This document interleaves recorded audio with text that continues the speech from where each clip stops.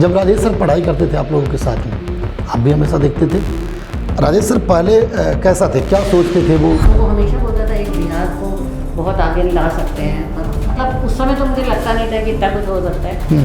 और आज जब मैंने उसका कॉलेज देखा तो मुझे लगा कि सच में वो बोलता था, वो हम सबसे हटकर था और उसने सपने जो सजोए हुए थे वो पूरे किए।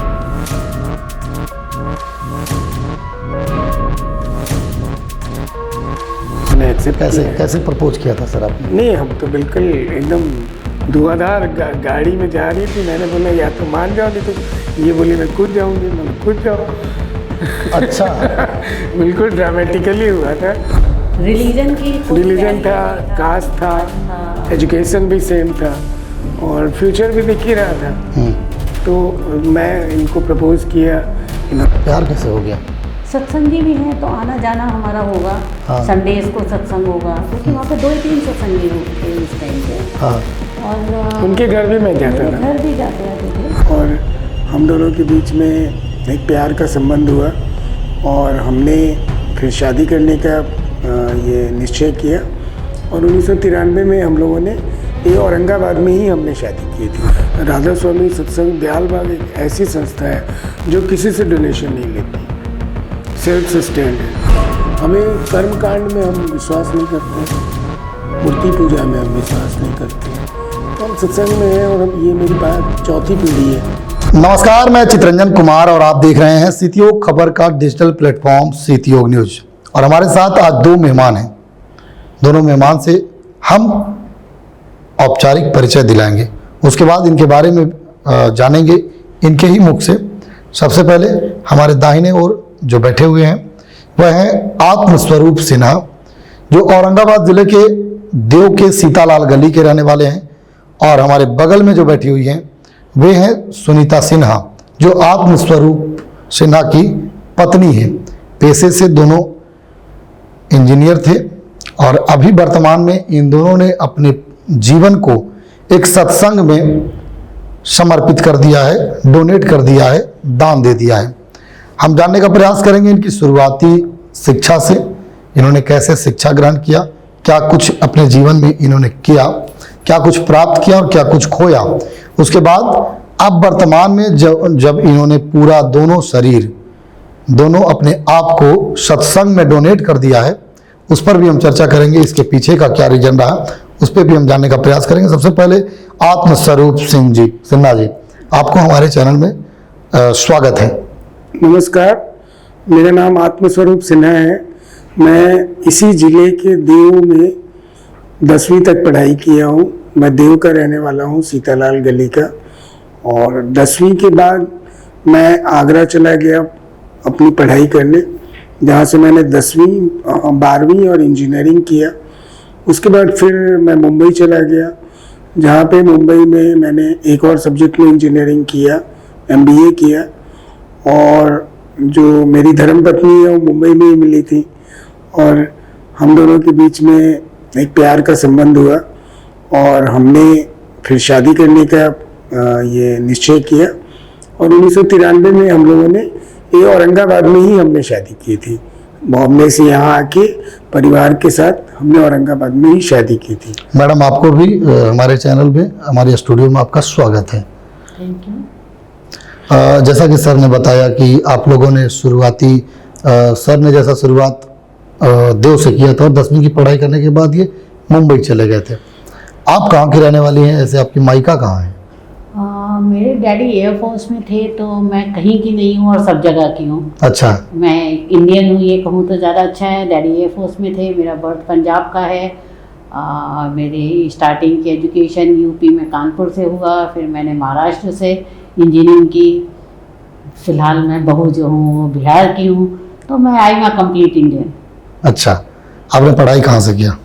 मैंने इंजीनियरिंग किया है, तुळजापुर एक जगह है महाराष्ट्र में, वहाँ से किया। और उस समय मेरे डैडी जो है वो पेड इंजीनियरिंग कॉलेज में प्रिंसिपल थे जब मेरी इनसे मुलाकात हुई। एंड देन हमने शादी करने का। तो दोनों जो थे आप लोग एक ही कॉलेज में पढ़ाई कर रहे थे? एक्चुअली मेरे डैडी राधा स्वामी संप्रदाय को मानने वाले हैं और इन लोगों के भी पेरेंट्स हैं वो उनको ही मानते हैं।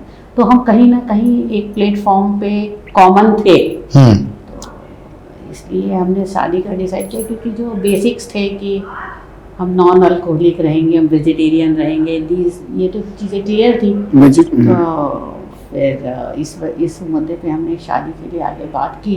और मेरे डैडी जो थे वो प्रोफेसर डॉक्टर PVL गौड़, वो इनके आपके सचिव, हाँ, सेक्रेटरी साहब के भी सेक्रेटरी साहब बोले तो राजेश सिंह जी, राजेश सिंह जी के अच्छा, सितियोग के टीचर थे, हाँ, सितियोग के सेक्रेटरी। हाँ जी, हाँ, अच्छा। उनके भी प्रोफेसर थे, इनके भी थे, और मेरे तो पिताजी थे वो। अच्छा, हम तो लोग आपके पिताजी और आपके हस्बैंड के जो ससुर हुए, ससुर उस समय तत्कालीन मतलब पढ़ाई प्रोफेसर, साथ में करते थे। पढ़ाने वाले, और हमारे सितियोग के जो सेक्रेटरी थे उनके भी वो टीचर रहे थे, प्रोफेसर रहे थे। अच्छा, तो आप लोग पढ़ाई वहाँ पर कर रहे थे? पढ़ाई कर रहे थे तीनों आप लोग, तो दोस्त मैं हुए? अलग कॉलेज में थी। अच्छा। ये दोनों एक कॉलेज ये आती रहती में थी। आती रहती थी, क्योंकि मेरे तो डैडी थे, तो अच्छा। मैं तो आती जाती रहती थी, है ना। ये दोनों एक, तो ये आपके डैडी के पास आप जाते थे? हाँ, मैं डैडी के पास जाऊंगी तो ये डैडी के साथ रहते हैं, हम सत्संगी भी हैं साथ में, अच्छा, है ना। प्यार कैसे हो गया? सत्संगी भी हैं तो आना जाना हमारा होगा। हाँ। संडेज को सत्संग होगा, क्योंकि वहाँ पे 2 ही 3 सत्संगी थे उस टाइम पे। हाँ।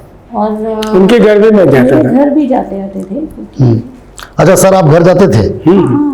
मैं इनके मेरे तो प्रोफेसर थे, मैं उनका बहुत फेवरेट स्टूडेंट था, कायस्थ भी था, सत्संगी भी था, तो सब पॉजिटिविटी थी ना हमारे में। कोई अच्छा, कास्ट भी तो सेम कभी था। कभी कभी आपके सर ने शक नहीं किया कि आप नहीं, उनकी? वो एक्चुअली वो मैं उनकी मैं पसंद था। हाँ, अच्छा, वही पसंद किए थे? नहीं, नॉट दैट वे। वो हमेशा बोलते थे कि जो एक इंसान में अच्छाई दिखती है मुझे, हाँ। वो कोई स्टेट से बाउंडेड नहीं होनी चाहिए। अच्छा, और क्योंकि वो खुद डॉक्टरेट थे, बहुत हाईली एजुकेट थे मेरे डैडी, हाँ। उस मामले में वो टाइम पे भी बहुत ब्रॉड माइंडेड थे। वो बोलते थे नहीं, कोई बोले कि बिहार और कोई बोले यूपी, इससे नहीं होता, एक अच्छा इंसान है तो है, उसमें कोई दिक्कत नहीं है। नहीं, हमारी इमोशंस डेवलप हो गए थे, मिलते थे ना हम डेवलप हो लोग, गए थे। सेम एज के थे, तो डैडी बहुत सारे कॉमन फैक्टर हमारे और उसके बीच में थे, ये सच तो हम लोग रिलीजन की रिलीजन था, कास्ट था, एजुकेशन भी सेम था, और फ्यूचर भी दिख ही रहा था। तो मैं इनको प्रपोज किया, इन्होंने एक्सेप्ट कैसे किया। कैसे प्रपोज किया था सर आपने? नहीं, हम तो बिल्कुल एकदम धुआंधार गाड़ी में जा रही थी, मैंने बोला या तो मान जाओ, नहीं तो ये बोली मैं कूद जाऊंगी, मतलब कूद जाओ। अच्छा। बिल्कुल ड्रामेटिकली हुआ था। मैं इनको बोला आपको मानना ही पड़ेगा, तो बोली मैं गाड़ी में से कूद जाऊंगा। नहीं, ये गाड़ी में से कूद गई। आज के बिहार और पहले के बिहार में बहुत फर्क था। पहले का बिहार थोड़ा कंजर्वेटिव बिहार होगा, जो मैं एज्यूम करती हूँ। नहीं, हमने दहेज के विरुद्ध उस समय let us again come to the point. Bihar में तिलक का जो ये मतलब जो दहेज प्रथा। डाउरी सिस्टम है वो बहुत ज़्यादा था, और उसके अगेंस्ट मैरिज करना। हमने 1 रुपए दहेज नहीं लिया, एक कपड़ा नहीं लिया, हमने शादी की बिल्कुल आइडियल की। इनके पेरेंट्स का पैसे भी मतलब नहीं खर्च होने दिए। तो मुझे ऐसा लगता है कि हम ये मुद्दे पे बात करें कि प्यार कैसे हुआ, उससे बड़ी मुद्दे की बात ये है कि 93 में भी बिना डाउरी की शादियां होती थी। नहीं, मैं आऊंगा मैम। जैसे ये एक जीवन का पल हो, जैसा आप लोगों ने कहा कि मैंने लव मैरिज शादी किया, तो काफी इंटरेस्टिंग सब्जेक्ट होता है कि भाई लोग जानना चाहता है कि भाई उस समय इन लोगों ने कैसे लव मैरिज शादी कर ली। लव मैरिज में आज का मैंने उस समय जब आप लोगों ने लव नहीं, मैरिज हम लोग बात करते थे, पहले दोस्ती होती थी, पहले वो दोस्त बनी। फ्रेंडशिप ही होती है। हाँ, हाँ। पहले सब फ्रेंडशिप में जब बहुत क्लोज हुए तो हमें लगा कि नहीं, हम फ्रेंडशिप से आगे एक रिलेशन और बन सकता है हमारा। तो मैंने उनको बोला कि यार जो हम हैं। अच्छा, आमतौर पर जो जैसा कि बिहार में बोलचाल होती है, बात लोग करते हैं कि लव मैरिज जो शादी होती है वो ज्यादा टिकाऊ नहीं होती है, 32 साल की मैरिज लाइफ है। बीच में झगड़े होते हैं। नहीं, झगड़े तो कभी वैसा कोई सिचुएशन पैदा हुआ कि नहीं हुआ? आप लोगों नहीं, में? वो मैं गुस्सा होता हूँ तो ये चुप रहती है, ये गुस्सा होती है तो मैं चुप रहती लाइफ एक अंडरस्टैंडिंग की चीज है, और थोड़ा मुझे लगता है ऐसा, चाहे अरेंज हो चाहे लव मैरिज, थोड़ी बहुत तो खटपट होती है। हाँ, नोकझोंक होती है, लेकिन उसे समझने वाला होना चाहिए। तो आप दोनों समझते हैं एक दूसरे? नहीं, आज तक हमारे और इनके बीच में कोई झगड़ा रात भर नहीं चला। हाँ, ठीक अच्छा। है, हुआ कभी हमने जिंदगी में बोलचाल बंद नहीं की, नहीं, ठीक है। कभी नहीं। अच्छा, कभी मेरे बगैर मतलब जैसे मैं काम के सिलसिले में बाहर भले हूँ, लेकिन ऐसा नहीं कि इनको छोड़ के मैं कहीं चला गया। या ये छोड़ के मायके आ गए, ऐसा कभी नहीं हुआ। तो दोनों की जिंदगी अभी भी दोनों साथ है। हाँ अभी साथ तो आप ही कॉलेज घूमने आए थे, अपने दोस्त का कॉलेज घूमने आए थे। राजेश का कॉलेज देख के बहुत खुशी हुई। मुझे तो यही लगता है राजेश ने इतना बड़ा सपना सजाया हुआ है। अच्छा हाँ, मैं जानना चाहूंगा ही राजेश सर के बारे में। जैसा राजेश सर हमेशा चर्चा करते रहते हैं, आप लोग तो काफी क्लोज रहे होंगे।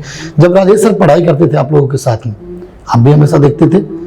राजेश सर पहले कैसा थे, क्या सोचते थे वो, जैसा कि अभी आप बड़ा ड्रीमर था वो। राजेश के बारे में एक चीज कहूंगी कि जब तक 4 साल हम लोग, जब मैं पढ़ी और जब आती थी, तो जब रक्षाबंधन का समय आता था तो वो बोलता था कि नहीं दीदी तुम कैसे भी है बस रहो, राखी जरूर आना है, राखी के बिना नहीं जाओगे तुम। अच्छा। तो वो हमसे थोड़े से हट के तो जरूर सोचता था। हाँ। उसकी कल्पना तो वो हमेशा बोलता था एक बिहार को बहुत आगे ला सकते हैं, पर मतलब उस समय तो मुझे लगता नहीं था कि इतना कुछ हो सकता है।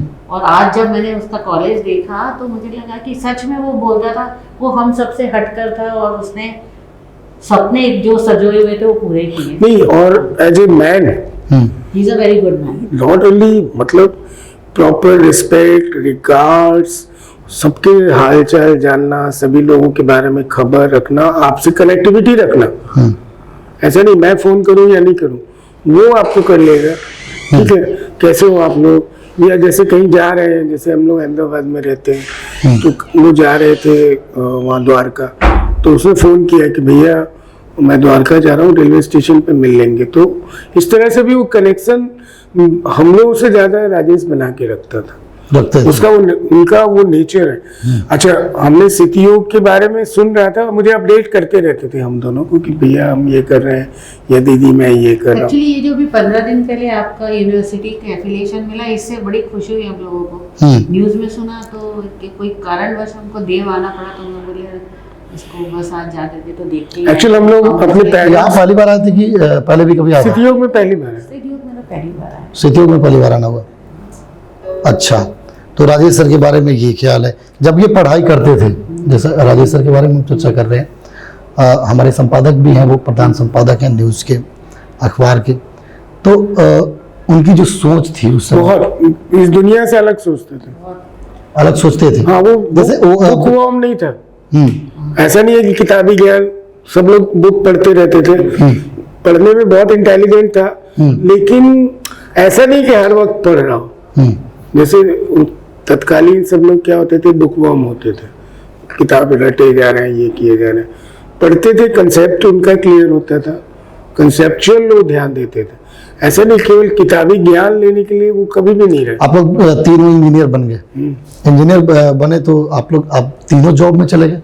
हाँ, वो भी जॉब में चले गए थे, आप भी जॉब में गए। कितने दिनों तक आपने जॉब किया? मैंने 32 साल किया, मैडम ने 30 साल किया। दोनों आप लोगों ने जॉब किया।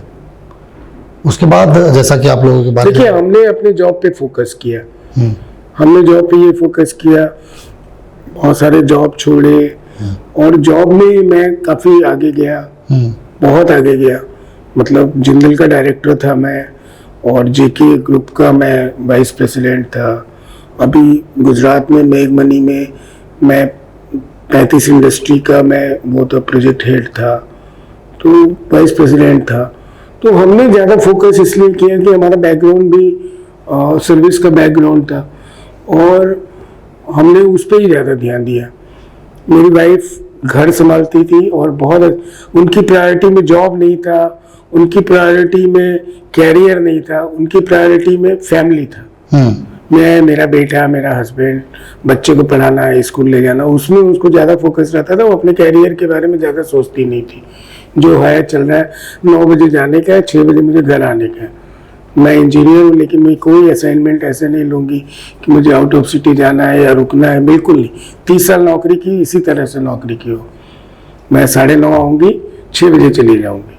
अभी आप लोगों ने अपना जीवन जो है वो डोनेट नहीं, उसके बाद हम लोगों ने मेरा बेटा जो हुआ तो भी मम्मी के, मेरा तो कम योगदान है, मम्मी का योगदान बहुत है, और मम्मी ने बहुत प्यार से बच्चे को पाला। इकलौता लड़का है हमारा। उसने भी बी मैकेनिकली किया, फिर निर्मा से उसने एमटेक किया, निर्मा इंस्टीट्यूट MBA किया उसने। और उसने बोला कि नौकरी मैंने बहुत लगाई, लेकिन उसने बोला डैडी मैं तो बिजनेस करूँगा, तो मुझे जॉब करने का मतलब मेरा कोई इरादा नहीं है। तो हम लोग जो उसको मदद कर सकते थे, तो उसको 2021 में इंडस्ट्री में डाला, ठीक है। 2022 में मैंने नौकरी छोड़ के इंडस्ट्री में आया, मैं अपनी खुद की इंडस्ट्री में आया, और 2024 तक हमने इस लायक बना दिया इंडस्ट्री कि इंडस्ट्री सरवाइव कर ले। और मेरा बेटा बहुत मेहनती भी है, बहुत इंटेलिजेंट भी है, और इंडस्ट्रियल फाइनेंस वगैरह सब देख पाता है। तो हमने एक ऐसी इंडस्ट्री बनाई जहाँ पे हमारा 1 रुपए का भी फंड बैंक का नहीं है, खुद का है, खुद का भी नहीं है, 0 फंड पे चालू किया है। ये लोगों को ये सोचना चाहिए।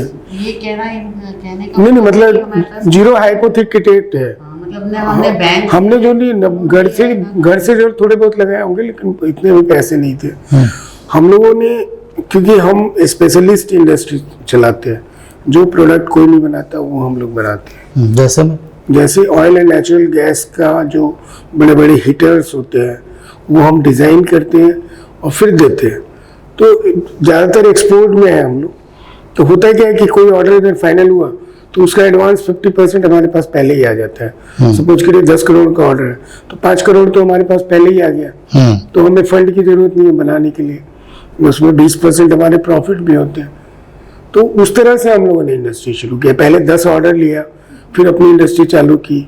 उन ऑर्डर्स के जो अगेंस्ट में एडवांसेज आए उससे हमारी इंडस्ट्री चल गई, अभी अच्छी चल रही है। हाँ, और लास्ट ईयर हम लोगों ने 60 करोड़ टर्नओवर किया। अभी भी वो चल रही है। किया आप देख रेख करते हैं आपके? नहीं, मेरा रोल एज ए कंसल्टेंट है। कहीं वो फंसता है या कोई ऐसा प्रोडक्ट हो जो उसको नहीं पता है तो मेरी मदद लेता है, अदरवाइज डे टू डे में मैं नहीं। 2024 में हमने डे टू डे की एक्टिविटीज से हम छुट्टा हो गए। तो हमारा 50 का स्टाफ है और बेटा है, एक पार्टनर है उसका, वो लोग देख लेते हैं। मेरा अभी आपकी लाइफ कैसे चल रही है और किस चीज? देखिए कि हमारा क्या था कि हमने, जब मैंने और मेरी वाइफ सुनीता जी ने जब जिंदगी की शुरुआत की थी, तभी हम लोगों ने सोचा था कि 55 साल के बाद हम लोग अपनी लाइफ गॉड की तरफ दे देंगे। ये हमारा आज का सपना नहीं था।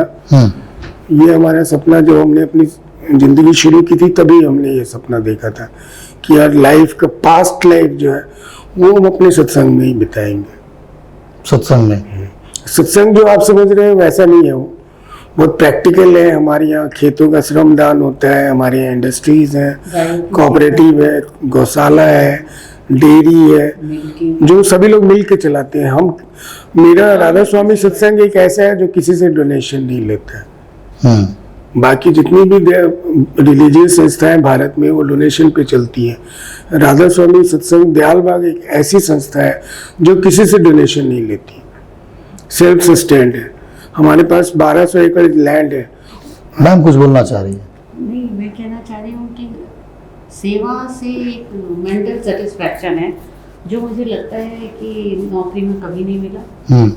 जो सुकून में मिलता है, सुकून मिलता है, शांति है। मैं वहाँ का ट्रांसपोर्ट मैनेजर। आप तो सब देव से रहने वाले हैं। देव एक धार्मिक नगरी है और सूर्य मंदिर है, वहाँ देश विदेश से भी लोग आते हैं और 2 बार वहाँ छठ होता है। तो आप तो उस जगह से हैं जहाँ लोग उगते सूर्य और डूबते सूर्य दोनों को अर्घ देते हैं। तो जैसा कि मैम ने बताया कि सेवा में जो सुकून है वह कहीं नहीं है। तो देव में भी वैसे लोग हैं और देव वैसे जगह भी है कि लोग निस्वार्थ भाव से सेवा देते हैं। जैसे छठ में हम देखते हैं कि सूर्यकुंड तालाब पर जब लाखों की भीड़ होती है तब देव के लोग, स्थानीय लोग या आसपास के लोग जो है वह निस्वार्थ भाव से सेवा करते हैं। तो उसी सेवा से जुड़ा हुआ सेवा का। देखिए ऐसा है कि सेवा कई प्रकार के होते हैं सर। धन की सेवा होती है, मन की सेवा होती है, धन की सेवा होती है, और एक हमारी लैंग्वेज में होती है जो सूरत की सेवा होती है। सूरत मतलब आपकी आत्मा की सेवा होती है। बिल्कुल। आप अगर निरंकार को मानते हैं तो निरंकार ये बोलता है कि आप 84 लाख योनियों में आने के बाद मनुष्य योनि आपको मिला है, और यही योनि ऐसा है जहां से आपको मोक्ष की प्राप्ति हो सकती है जी। तो अगर मंदिर जाने से या पानी अर्घ देने से आपको मोक्ष तो नहीं मिलेगा, ये तो गीता में भी लिखा हुआ है। कि तत्वज्ञानी गुरु को ढूंढो तब तुम्हें मोक्ष मिलेगा। तो हम तत्वज्ञानी गुरु के सानिध्य में हैं, उनके बताए हुए साधनों को कर रहे हैं और हम अपने मोक्ष के लिए सबसे बड़ा एक्चुअल वही सेवा है जो आप अपने आप को अपलिफ्ट करोगे। ठीक है, तो हम वो उसमें है। हमें कर्म कांड में हम विश्वास नहीं करते हैं, मूर्ति पूजा में हम विश्वास नहीं करते हैं, तो हम सत्संग में हैं। और हम ये मेरी चौथी पीढ़ी है। देव जैसी छोटी जगह में भी मैं चौथी पीढ़ी का लड़का हूँ जो राधा स्वामी दयाल भक्त सत्संग को मानता हूँ, और मेरी जो वाइफ है उनकी ये 5वीं पीढ़ी की है। चलिए, बहुत बहुत धन्यवाद सर। दोनों पति पत्नी थे, एक जमाने में दोनों दोस्त थे, दोनों आज भी इंजीनियरिंग दोस्त हैं। की। आज भी दोस्त है। अब तो चलिए जीवन संगनी आपकी हो गई। और नहीं, दोस्त होना ज्यादा जरूरी है। जीवन संगनी होना एक संजोग हो सकता है जी, लेकिन जीवन संगनी दोस्त बने रहना ज्यादा मेरे हिसाब से ज्यादा मतलब है। चलिए, वो अच्छी बात है सर। तो जैसा कि सर के माध्यम से भी सुना और मैडम के माध्यम से भी आप लोगों ने सुना अपने जीवन के बारे में, कैसे इन्होंने अपने जीवन को जिया है और कैसे फिर उसके बाद 55 साल के बाद अपने जीवन को इन्होंने समर्पित कर रखा है। तो डिटेल्स में इन्होंने सब कुछ बताया है। इनकी बातों को लेकर आपकी क्या प्रतिक्रिया है कमेंट बॉक्स में बताइएगा। देखते रहे सिटी योग खबर का डिजिटल प्लेटफॉर्म सिटी योग न्यूज। धन्यवाद।